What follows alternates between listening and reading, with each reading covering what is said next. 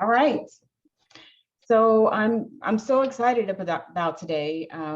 As with most times, that I get a chance to talk to people, but this one is special, very special to me, just because I've been knowing Yolanda for so long. We um, actually used to go to church together, and I feel like, people from home know you better than anybody, so from Tyler, and just I've always loved you and your mom, your family, your sister. We used to ride back and forth to Prairie View together. And Y'all sure did. yes, Yeah. we Yeah. did. So this is a close connection. But it also kind of highlights the exact reason why I feel like these conversations are so important, because when health problems strike near home, sometimes we don't know what to do. And for most women, we just keep most of our business to ourselves. And then we usually take care of everybody else's business. And then when something strikes us and hits us, then we are kind of stuck with not knowing really what to do. Right. So I'm going to start with just a couple of things that I pulled off the American Heart Association website, which I think they were important, especially for Black women. And so the website says that cardiovascular disease kills nearly 50,000 Black women yearly.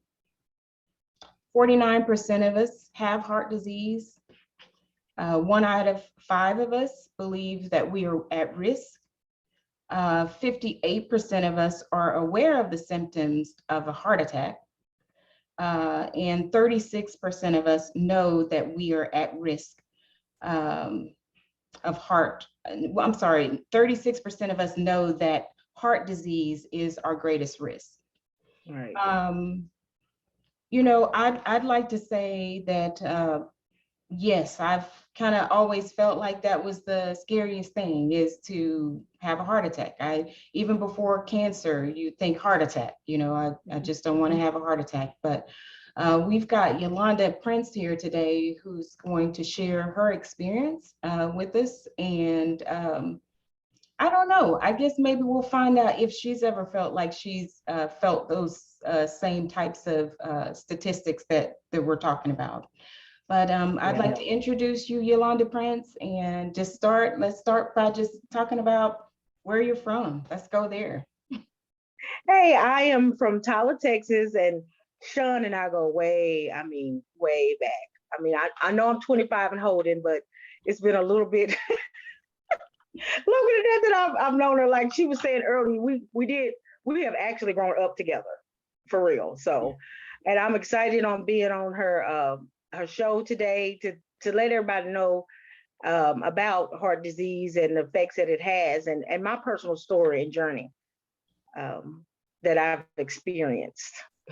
So tell us, I know the first thing they do when you get to the hospital or doctor's office is they'll ask for your family history. Let's just start there. Tell me a little bit more about you, like how you grew up, and a little bit more about your family history. Well, my mother had high blood pressure. For years. I can remember when I was younger, she would get upset and her eyes would turn red. But me being about 5 or 6, you don't realize that that's her high blood pressure. You just like, oh my God. So I was a good child. But looking at her experience that, and then later on she developed diabetes, and then among other issues, she had congestive heart failure. And when we found out she had that, about a month before, she had to be rushed to the hospital before she died twice in one day. They had to revive her, and then it was just really a downhill journey from there. And she eventually passed away in 2019 from complications from diabetes and high blood pressure and the congestive heart failure, among other things. And then my biological father, which I never knew him, but when he passed away, I found out that he actually had a massive heart attack on the front porch of his mother's house, and he passed away. It was about 10, 15 years ago. So that's a little bit of my family history. I mean, my brother has high blood pressure too, and then other people in my family. I've seen how that affect, because you talk to people and they often talk about, I got to take my high blood pressure pills, and don't you stop taking them before the doctor tells you to get off of them. So, and then with myself, I had developed high blood pressure, and I've been a diabetic since I was in my mid-20s. So this has been an ongoing issue for me, health issue with my heart, because I had a cardiologist at the age of 26, 27. And I know, and it was an experience. First, I was diagnosed with diabetes um, when I had just graduated from college. So that was like 98, 99. And then my blood pressure was, they would give me pills for 30 days to test me out to see if that would work. Then my blood pressure would be better. So I get off of them per the doctor. Then, next year or two, they put me back on for another 30 days. So it's been an ongoing issue. But unfortunately, at 26, I was 26, 27, about that time, I ended up having a heart cath. And because you go through different tests before you even get to that point. And I went through the stress test and the other tests before that. Then they said, well, it looks like you might have a blockage. So you're doing a heart cath, but I can laugh about it now. And I had the one that goes through your leg, through a major artery in your leg, which was, oh gosh. And they have to sit there afterwards. But now I can laugh. What I'm going to laugh about was when I was being wheeled into the procedure, they looked at me, then they looked at my mother, then they looked back at me, and they were like, are you sure you need to have this? And I'm like, you sure it's not her that, that's supposed to be going in? I'm like, no, the doctor told me to, go in. But I went in and everything was fine. And I was kind of angry that I had to go through this whole procedure, because they just told me I had a shadow, because I am big breasted. So, and I was like, really, I went through all of this for you to tell me that. So that was the beginning of my heart issues, pretty much. Wow. Yeah. So you are saying like at the age of 26. So when you went in for your heart cath, what kind of symptoms were you having? Because I can't imagine that they just decided to do this heart cath because, they wanted to. What symptoms were you having that led to this heart cath? I was having chest pain, intermittent chest pain. It wasn't like all the time. And then because I was still active, I would have shortness of breath with mine when they did, and they did all the tests, and unfortunately I didn't pass the stress test. And that was like the final step before they were like, no, we need to go in and go inside and check. And what I was told, if you don't know what a heart cath is like a heart catheterization.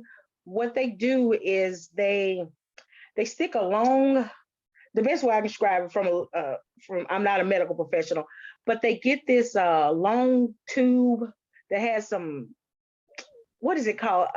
Scissors. I'm going to say scissors. You can correct me if I'm wrong, but something on the end to where that when they go through your major artery, which you can bleed out.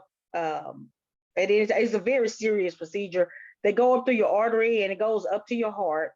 And if they get in there and they see a blockage, at that time, they can actually, take out the blockage. If not, that will be the next step. And that's what I had experienced this time in May. So that was my experience. And it's kind of painful. I still have some issue in that area in my leg. And that was about 20 years ago when I had this procedure, because it's so serious that they had a nurse at that time to press down on my leg, Mm-hmm. so I wouldn't bleed out. And I had to stay in the hospital, for hours, Mm-hmm. for hours a day. And they were switching the nurses out, but it was just like, man, why? But it was good I did have it then, but unfortunately later I ended up having to have it again. But that was the beginning for me. And then with my lifestyle, yeah, I listened to my doctors. But sometimes if you don't have insurance, where I have had in my life, I didn't have money to get the medicines that I needed. In doing so, I found support. Whatever you do, don't be embarrassed or afraid to go get the support, because it's out there. It's out there for your medicines, for your health care. These hospitals, I found out they have different funds that they could grant you to get financial assistance. I mean, there's so many things out there, even if you have to apply for Medicare, Medicaid, whatever. And then another big thing is with healthcare.gov, they do have what do you call it? They do have money available for you if you can't pay for your insurance. So just don't be afraid, because my co-pays are zero right now. You know, so I'm just trying to get that word out too about that, because you need to, people need to know that you need to go to the doctor. God will take care of you. At the end of the day, God will take care of you. So yeah. And I think too, it's important to highlight that you have worked, you know, you've always worked, you know, and you've always been like active in the community, in the church, and all those things too. And I think, you know, sometimes, you know, I hear people say all the time that they're afraid to go because of the bill, you know, so I'm glad that you're putting that out there, because the bill, like you said, there are funds available out there for people who need the assistance. So I'm thankful that you're saying that. You know, so we go at 26, you had the heart cath. What happened after 26? You graduated and then you're on with your life. And then my life, and I had problems. It wasn't like a steady problem. It would get better, then it'd get worse. It get better. But I remember I went to Planned Parenthood. I never forget this lady. I just can't remember her name. But she came out to me and she was like, Yolanda, if you keep going at the rate that you're going, as far as my diabetes and my blood pressure and stuff, you're gonna die a horrible death. And that's what she told me, because it was so out of control. But you being young, you're like, I can get it together. And see, I wasn't consistent with working out, because like you said, I've been active in the community with various organizations, and it just didn't seem to fit in my schedule, or I would be too tired from working 2 and 3 jobs just to survive. But in going through this process, no matter what, if you just walk, that's free. I had a trainer a couple of years ago. Oh, I love Coach B. He was wonderful, but I got laid off on my job during COVID, so I couldn't afford to go to him. I did try to keep up the training and everything that he had done for me, but that had stopped. I was just like, I'm so tired working all these jobs and doing activities till it wasn't consistent again. And after this, this latest episode, that's they told me, you have to be consistent.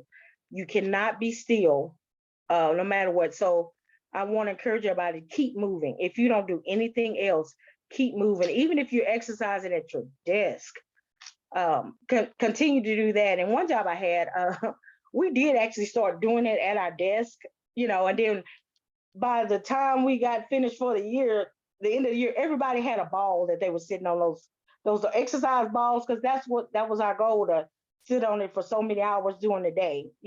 I had gotten up to about 2 hours I could sit on my ball. My core was, yes, my core was all right. But anyway, but yeah, I'm gonna have to, get back to doing that. But that's one of the things. And make sure you go into the doctor to get checked. We all are getting older, you don't get younger, and you want to make sure. And like for me, it was hereditary heart issues and ongoing. So that I really needed to pay attention to. Yeah. So tell me about the big event. What happened? What happened on that day, and how did you find out that you were having a heart attack? Well, on that day, let me back up. A couple of days before, it was Mother's Day weekend, right? So preparing for Mother's Day weekend and to go to church, and I had been moving. I'm always, unfortunately, moving stuff or picking up boxes or doing something. And I was doing that and rearranging my house. And sorry, something popped up on my phone.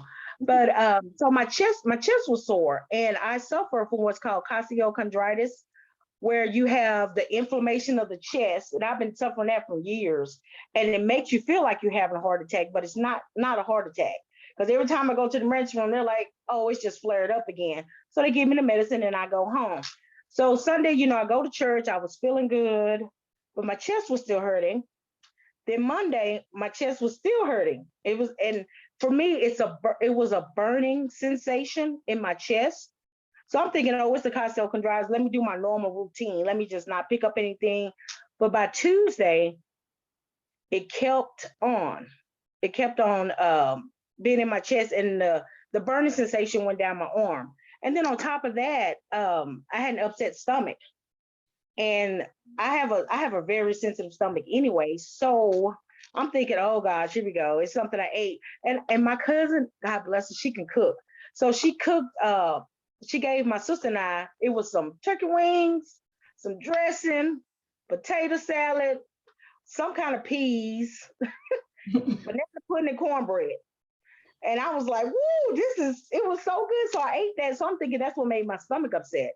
And that morning I ate eating the rest of the banana pudding for breakfast, which I know I probably shouldn't have, but I did.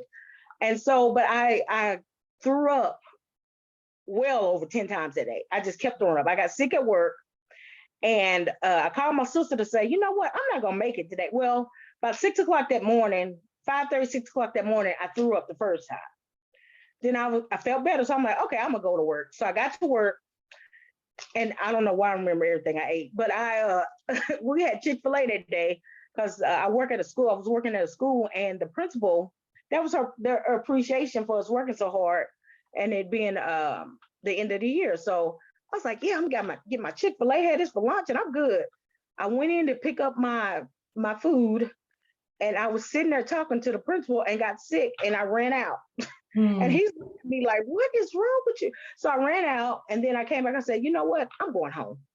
So I called my sister to tell her, then I threw up again at school after that. And then I called my sister to tell her, hey, I'm going home. So she was like, oh, okay, well, we doing our normal routine.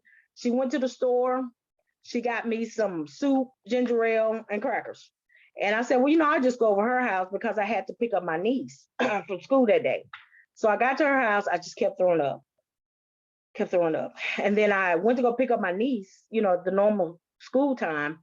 And then when I came back, I continued to do so. And I'm like, you know what? I'm just going to the emergency room. Because my niece at the time was about 10 or 11. No, she was 10.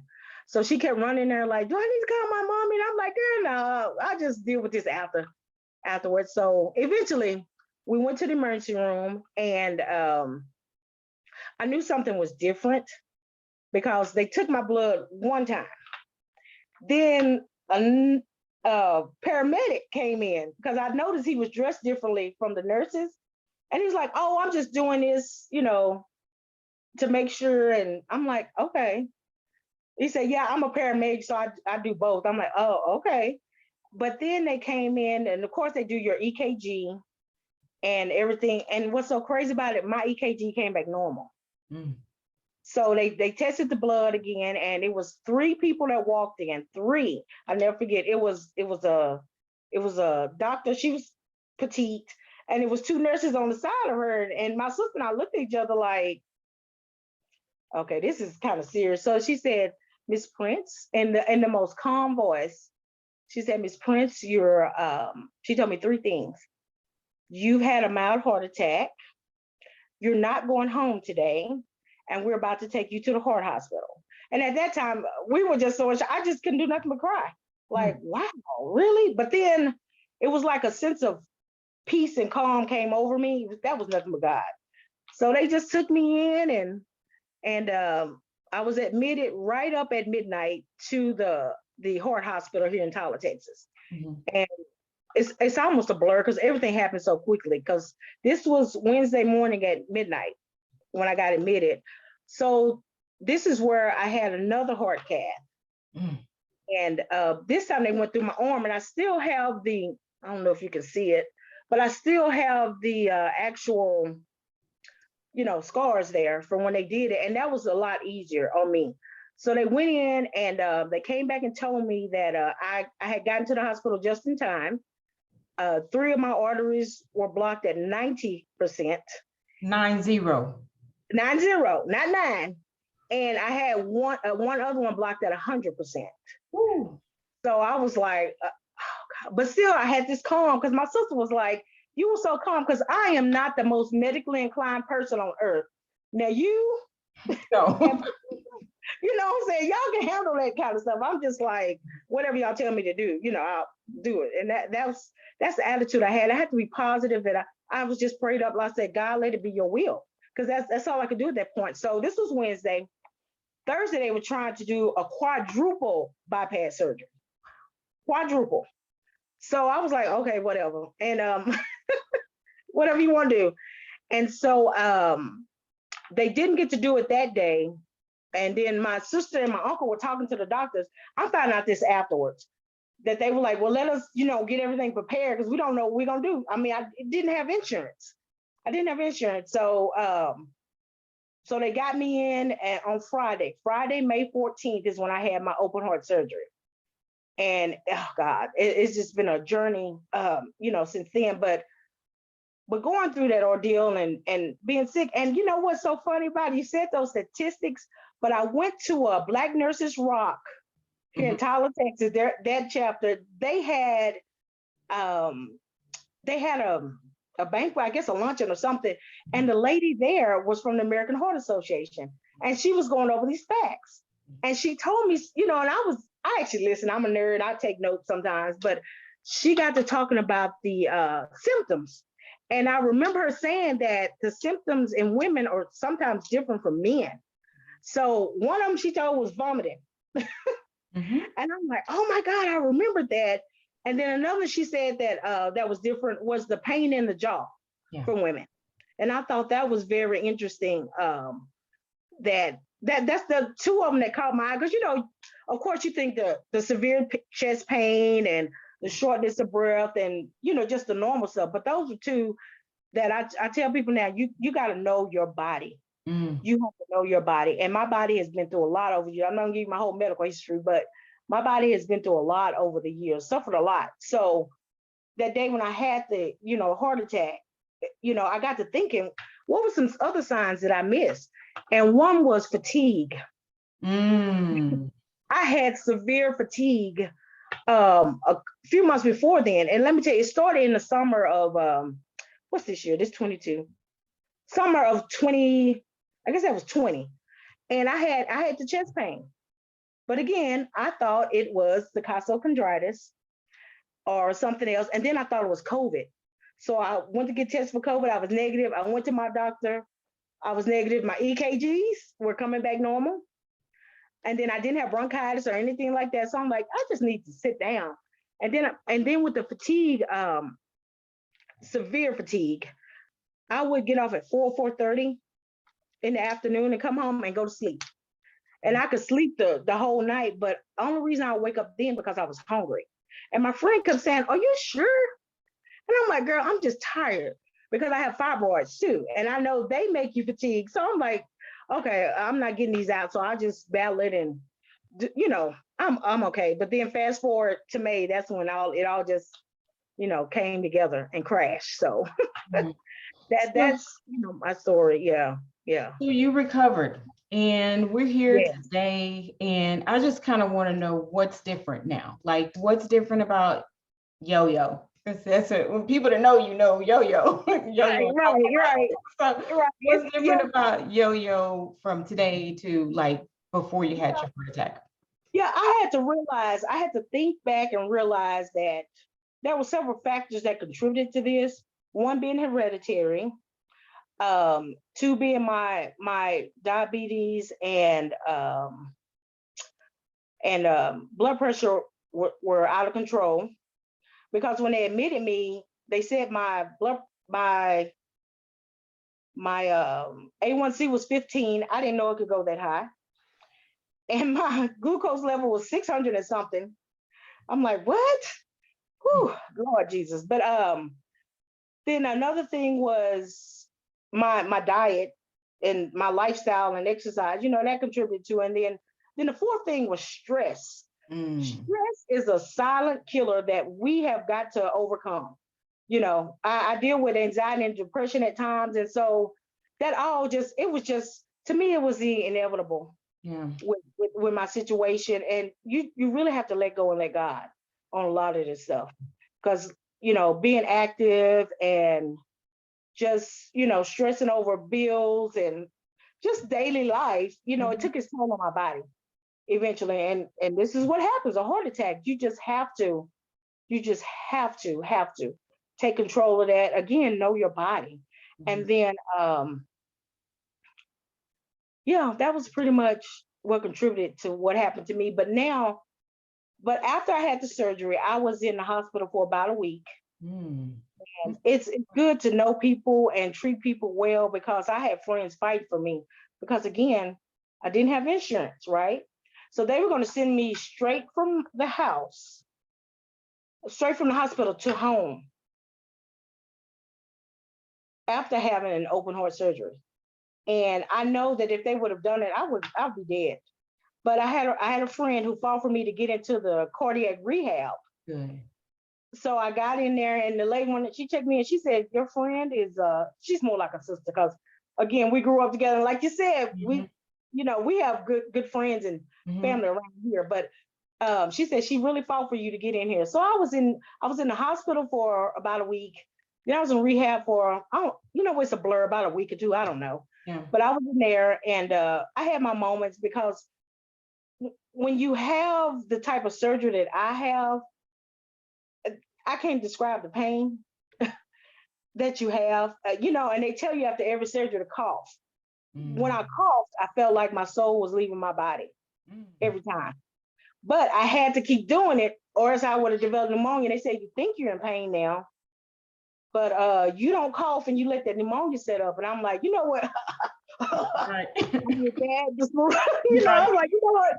Forget all that. And then in rehab, they make you get up, and I exercise twice a day in rehab. And it's so crazy. There are several things I couldn't do after the surgery. Well, and after the surgery, I had a little bit of complication too. I had to, the anesthesia actually made my blood pressure get low. So they say the day after you get up, but it was a couple of days because my blood pressure was too low to get me up out the bed. And then I had to get a pint of blood, which they said sometimes that's normal. But anyway, but while I was in rehab, with the exercise, the diet that I was having, just the positive people I had around me, come to visit me, or they were calling, because at times I couldn't even talk on the phone for 5 minutes. I couldn't even make it to 5 minutes. I was like, you know what? I gotta go. Click. And then, I had to have my nap. I still have to have my nap. My body is tired. It'll let me know that you need to stop whatever you're doing and rest, because I would be going.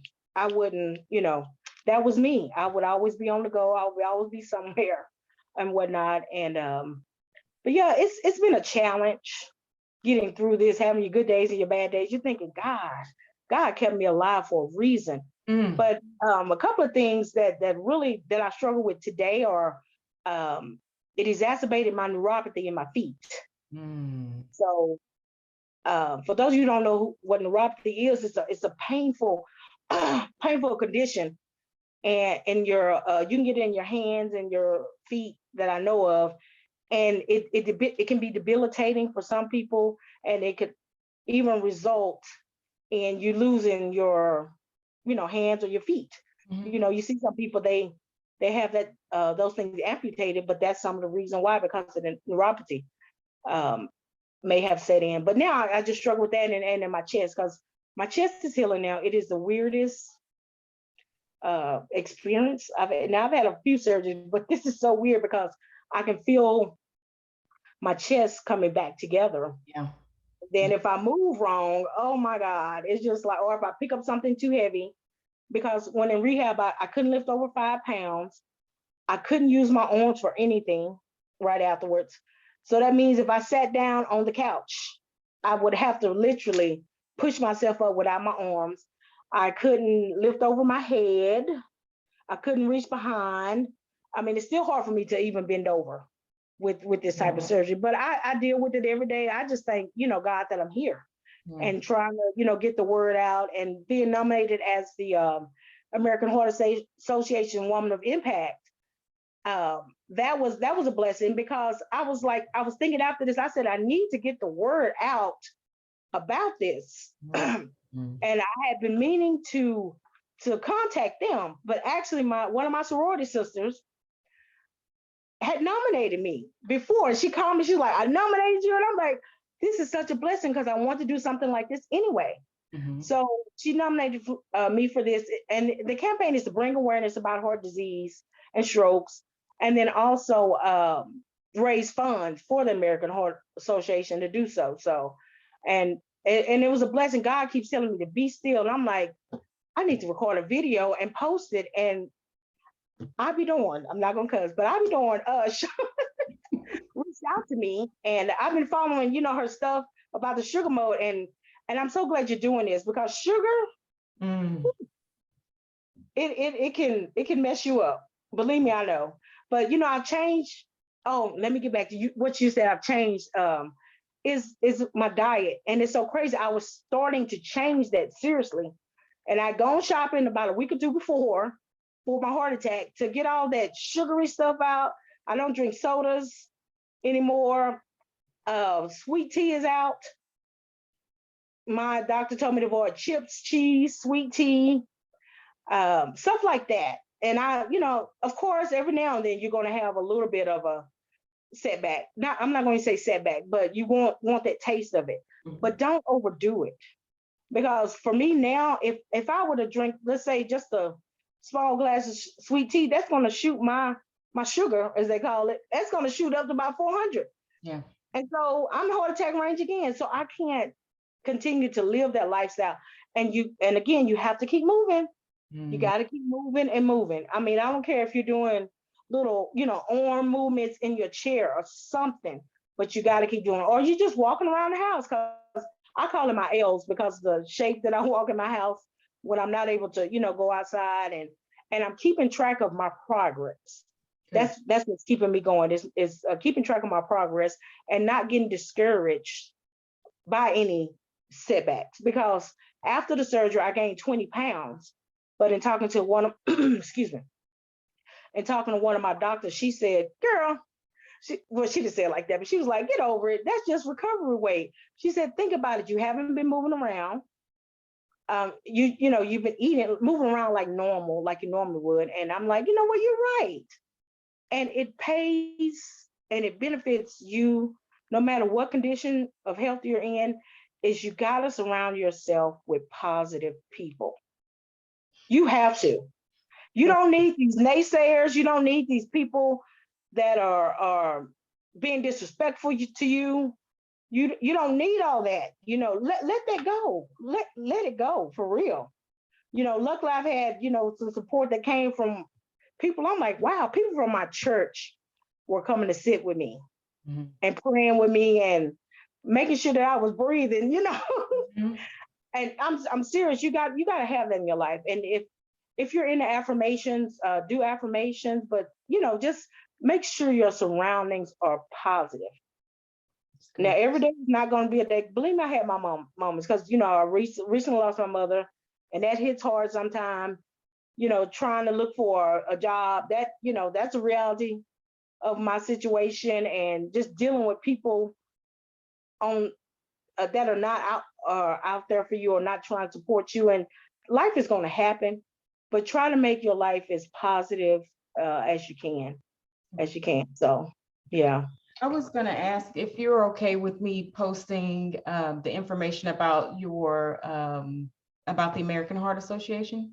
Are you okay? Oh, yes, please. Okay. Because it's also like a contest for me, and I'm secretly competitive, so I kind of want to win. But yes, I appreciate that. All right, I will do that. That's that New Jerusalem. New Jerusalem in you. All right. Well, yes.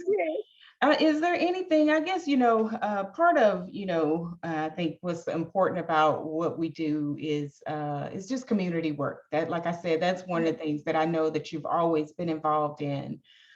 Is there anything that you would want to say to somebody who's young? Is there any, just, you've already said to stay positive, but because what strikes me about your case is that you, we kind of rule out ourselves thinking that our age won't give us a heart attack, but clearly you were young and had a heart attack. 45. Yes. And so I think just I'm just wondering if there's just like one word or one little sentence or something that you might have that might just be helpful, for somebody who's at home and just wondering, should I go to the doctor if I'm having those symptoms that you're having? One thing I keep telling myself, because I'm always trying to better myself and learn things. And I always tell myself, if you don't know what you're doing, do it anyway. Get out there and do it. If you want to be the president of this social club, go to the meetings, meet the people so you can be the president. If you want to start your nonprofit or your business, do it. Do it. Learn how to do it and do it well. Talk to people. Read about it. I mean, you have this thing called the internet. If you can get on there at TikTok or Snapchat or do whatever you do, then I'm sure there's something out there for you. You have to do it. You have to, I tell people, get off your hands, quit sitting on your hands and let stuff, I really try not to say the other word, but get off your hands and get out there and do it. I mean, that's just it. Yeah. And with this, I've really learned to, know what, stuff that used to bother me, it's really not that serious. And in getting older and dealing with life, whatever. I had one boss, she was like, you always say whatever. I'm like, look, that's my way of letting you know it's not gonna bother me and I'm not gonna let you bother me. So you might be glad that I am, like the kids say, might be glad that I am saying whatever. But anyway, you have to. Oh my gosh. I mean, you have to, because honey, life is life. Yeah. At the end of the day, life is gonna be life regardless. So yeah, and if you're interested in something, don't be timid in approaching people. Get off of social media and pick up the phone and call people and actually talk to them. Because my generation, I think we're one of the last ones that face-to-face contact or something like that. But yeah, just research it and just do it. Like Nike said, just do it. Yeah. I'm with you. I'm with you on that. Yeah. Well, I love you and I appreciate your time. Love you too. You and your sister, you have always been so funny. But like I said, you've always brought positive light around, never any negativity. So I appreciate that. And I think more important than all of that is that you've, like, I didn't understand back in the day why, somebody would get up and give their testimony, Yes, I understand that now. I understand that testimony, it really isn't about you as much as it is about somebody else. Right, right. If they're going through it, then they can go through it now because you have given them some strength that they didn't have before. So what you've done, by telling your story is incredible. I'm grateful you're here. I'm grateful that you listen to your body, because it sounds like it was, you talked about intermittent pain versus like that consistent pain, that consistent vomiting is the thing that really like triggered, say, I've got to go to the ER. Right, so right. Important what you're doing. And I appreciate you sharing your story. Okay. Yeah, anytime. And I appreciate you having me. So it's always so good to talk to you and see you and the fam. I really have enjoyed myself. And I hope that I have inspired somebody or educated somebody on just, again, knowing your body and getting the help that you need if needed. Yeah. Okay. All right. Well, we'll talk soon. Okay. All right. Thank you. All right. Love you. Bye. Bye. Love you too, girl.